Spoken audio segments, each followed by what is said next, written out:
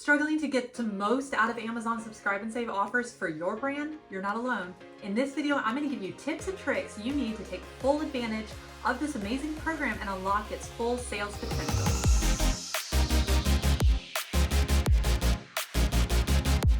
Hi everyone, my name is Becky with ClickFluency, and today I'm going to share with you tips to leverage Amazon Subscribe and Save for your consumable products on Amazon.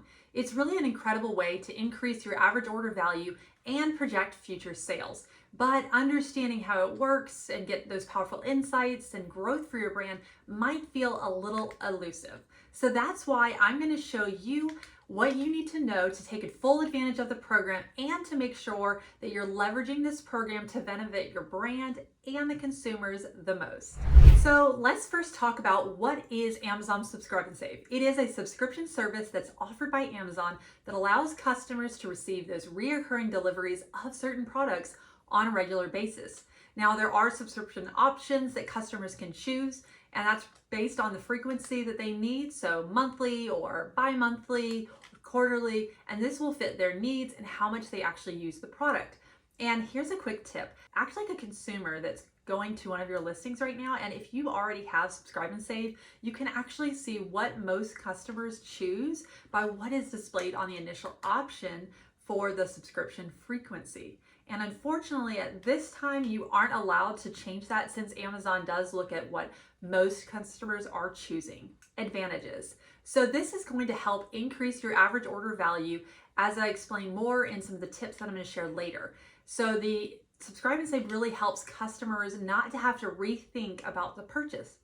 So that means that they'll be less likely to buy from one of your competitors. That gives them a discount, and typically that will help you then, because then you can project future sales up to 4 months out. There are a few disadvantages to Subscribe and Save, not too many, but there are a few things to keep in mind. One of them is that sometimes customers, no matter what, they're just going to have trouble canceling. So you will want to make sure to address this if you get any messages that come through that are mentioning this. Make sure to lay out clear instructions for them on how to cancel so that overall they have a positive experience with your brand.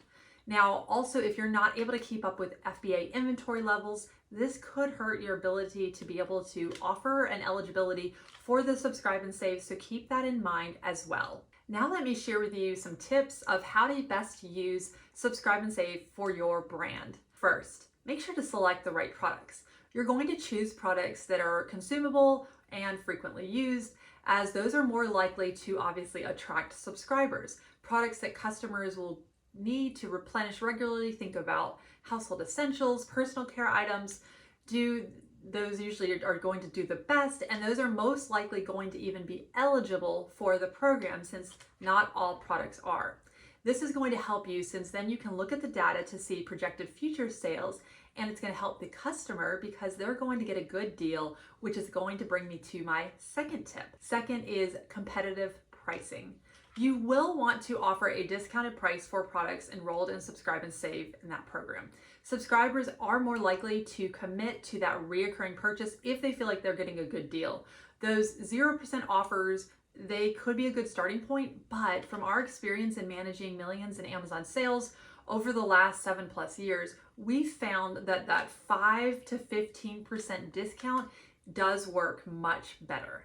Make sure next to stay in stock with your FBA offers. This is going to maintain that consistent stock level to avoid people canceling subscriptions due to your product being out of stock. Now, efficient inventory management is really crucial for that overall positive customer experience, and you want to make sure you're not missing out on future sales. If you want to learn more about inventory management, make sure to check out my tutorial here, and I go more in depth about that on that video. Customer product reviews. You do want to encourage customers who have subscribed to then leave a review for your products. Overall, that strong product reviews can give you an advantage over your competitors, and eventually what it'll do, it'll attract more subscribers to your products. Next tip, leverage data. Amazon does provide data on the customer subscriptions. So make sure that you're reviewing that data and looking at identifying trends and patterns that you can use to inform your marketing strategies. And another data point that you'll want to look at is the average order value from subscribers versus non-subscribers. Another great benefit about the subscribers is that they actually typically spend more with your brand overall than non-subscribers do. Next tip, monitor and optimize. Regularly analyze that subscribe and save performance metrics that you're looking at. You're going to be able to understand which products are performing well and which might need adjustments in terms of pricing, discounts, or even just availability.